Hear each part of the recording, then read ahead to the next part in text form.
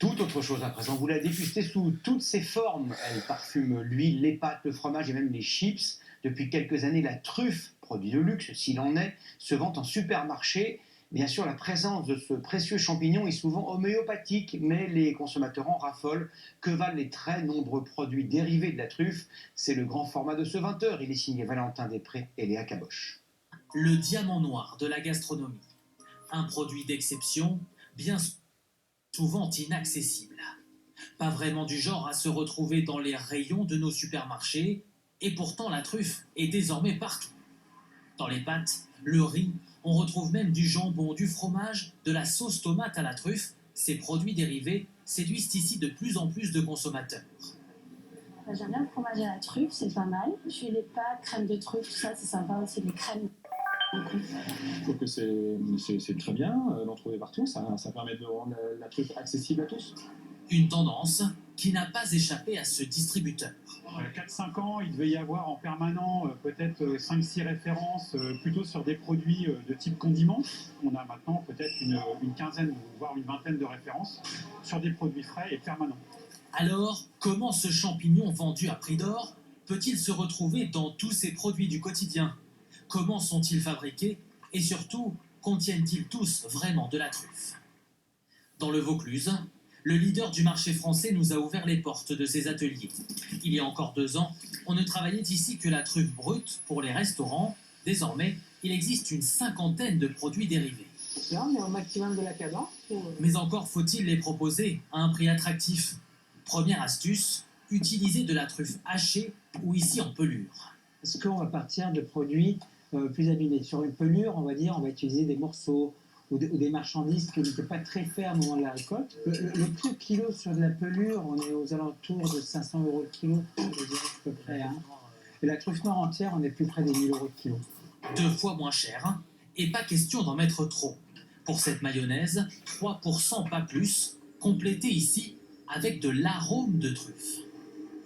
Ce soir, je mets un pourcentage beaucoup plus élevé de truffe, mais là, malheureusement, je pense que j'aurai un produit que les consommateurs n'achèteraient pas.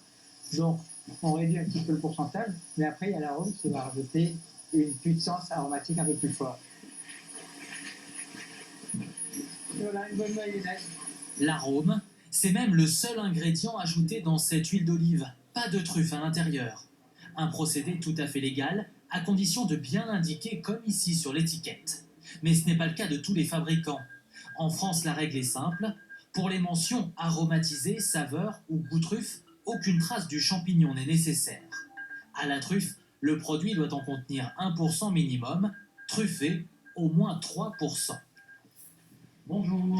Cette association de consommateurs a passé au crible des dizaines de références. Et les fraudes sont nombreuses, comme ce paquet de pâtes vendu 13 €.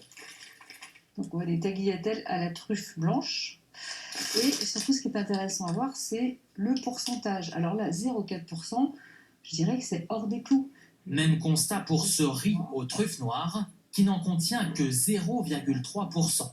Pour elle, ces mentions permettent juste aux industriels de faire grimper les prix. Le mot truffe, rien que de voir ce mot sur la face avant d'un produit, donne envie de l'acheter, puisque c'est synonyme de luxe, de gastronomie. Donc forcément, c'est un appât, un très bon argument marketing. Et une pratique commerciale trompeuse, passible de 2 ans d'emprisonnement et 300 000 € d'amende.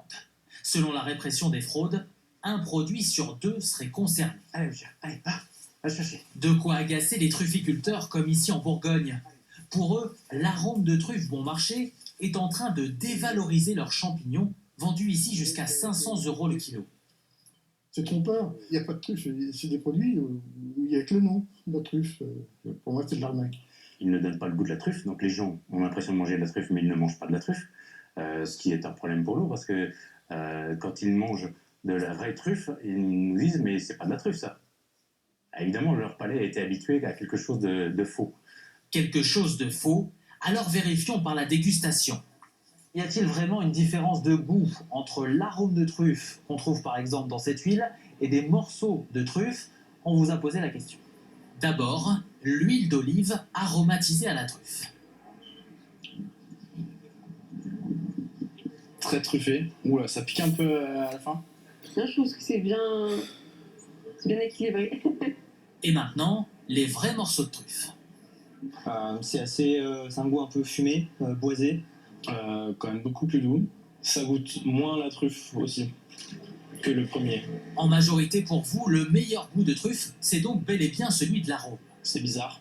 Peut-être que je suis trop habitué à de la fausse truffe aromatisée. Et que du coup, c'est ça l'idée que je me fais de ce que c'est le goût de truffe.